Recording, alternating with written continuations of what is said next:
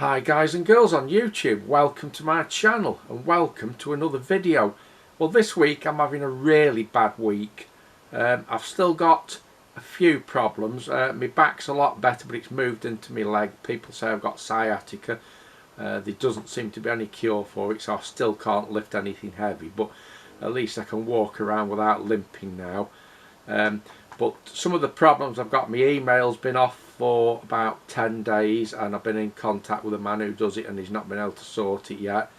I've also changed over to fibre broadband, which seems to be a big mistake because Openreach have been twice. They couldn't fix it the first time because I had an underground cable. Then they came back another time and they decided they can fit they can fit a cable to the top of my workshop, which they said they couldn't before because it's made out of steel, the cladding. So now eventually I've got the broadband back on, but now I find out I don't have a phone line, so I've rung up and they said because it's not been ported over, so you're going to have no phone till next week now, so that's another disaster.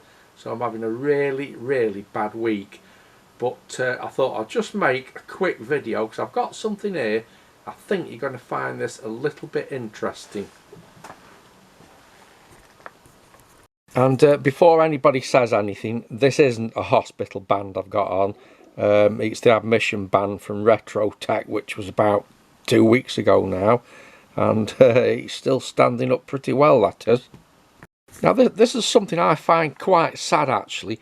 You pick up any old magazine. This is June, Practical Wireless, June 1977, and you look through one of these old magazines and they're absolutely crammed full of adverts.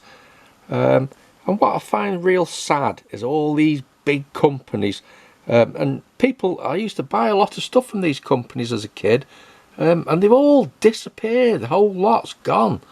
Let's just see, that's Maplin. They went out of business. I used to get a lot of stuff from there as a kid.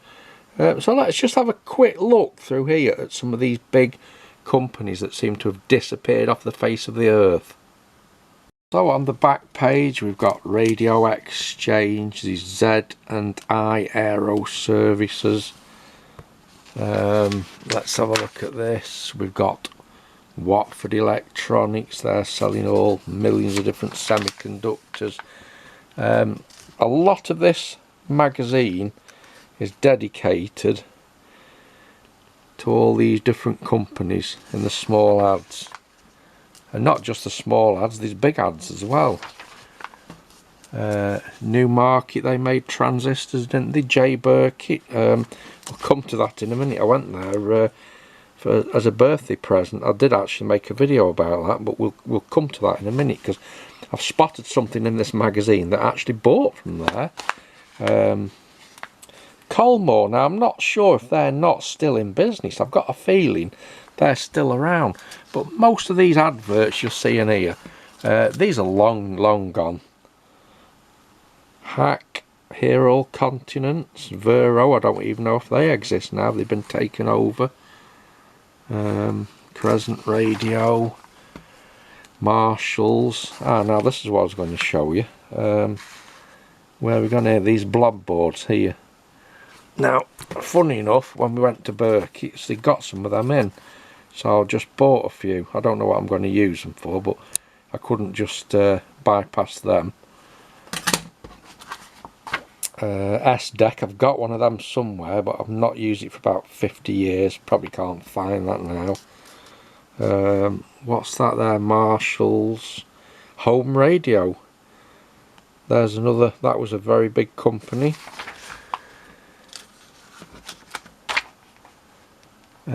Sterling Sound. Let's turn over a few more pages. Radio Component Specialist, Speakers, Amplifiers.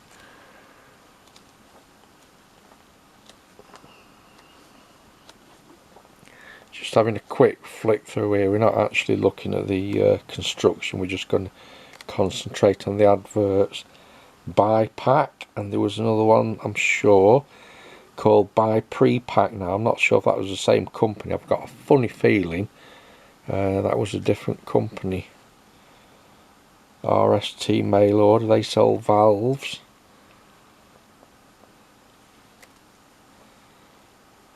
J Bull Electrical, yeah, I bought a fair few surplus things from there in the day. So you see where this is going, don't you? Grenwell, bought my first etching kit from there.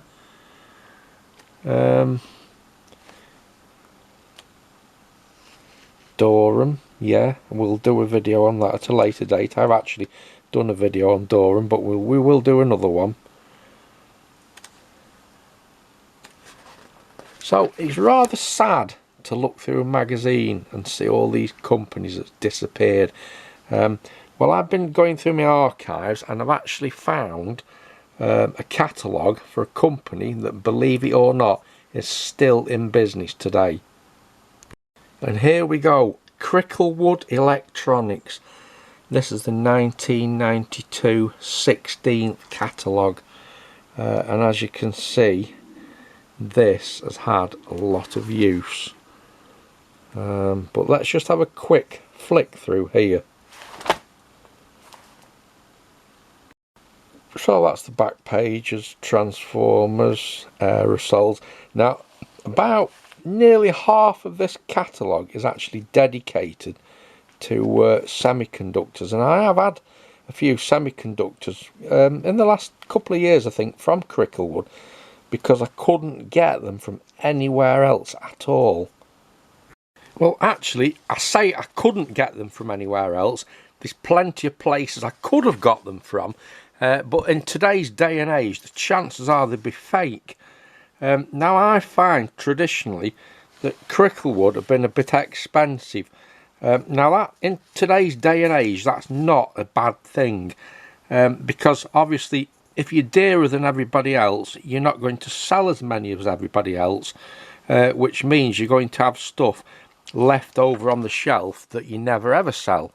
And that's why I got these from Cricklewood. Some transistors they were for capacitor discharge ignition module for a motorbike, and I actually got them from Cricklewood because I thought you're more likely to get new old stock from somebody who's a bit more expensive, because obviously they're going to be on the shelf, aren't they? If you're dearer, you're not going to sell as many, and that was the reasoning behind it. And when they came, they were absolutely genuine ST micro parts, which I was very pleased about. So, I mean, if you look at these lists here, these lists are very, very extensive. And if we actually go into the Cricklewood website, I've checked a few of these things. They've still got a lot of this stuff in stock. Let's just move to the start.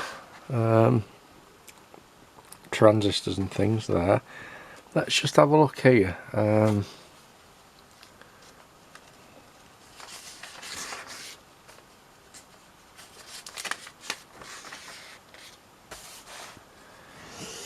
Let's pick a semiconductor here.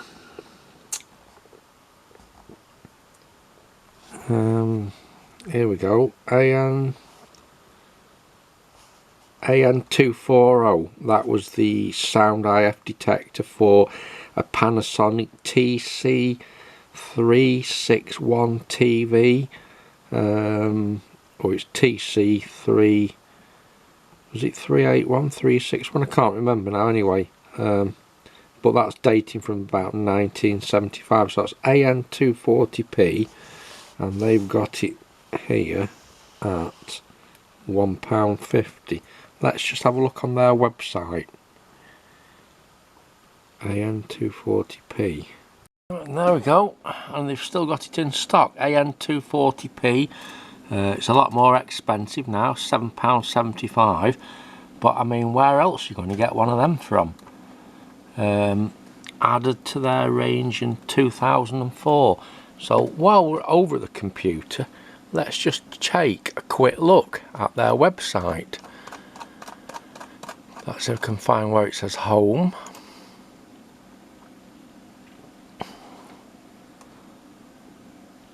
There we go, look at that for their little drawers with all semiconductors in.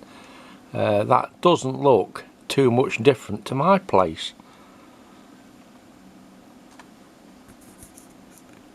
Right, now it actually says here, established in 1982 and is an electronics shop. And if you look at that, they've still got the same address, but they seem to have expanded. The catalogue says 40 Cricklewood Broadway, and that's showing 40 to 42, so obviously in that time they've expanded. But I would say, if you're looking for that elusive vintage part and you can't find it anywhere else, it's worth having a look at Cricklewood Electronics' website. Yeah, this is well worn, this catalogue. So, alright guys and girls on YouTube, many thanks for watching my video. I hope you found that interesting. It'd be nice if somebody from Cricklewood made a comment on my YouTube video. But there you go. I'll catch you in the next video then. Thank you for watching. Goodbye.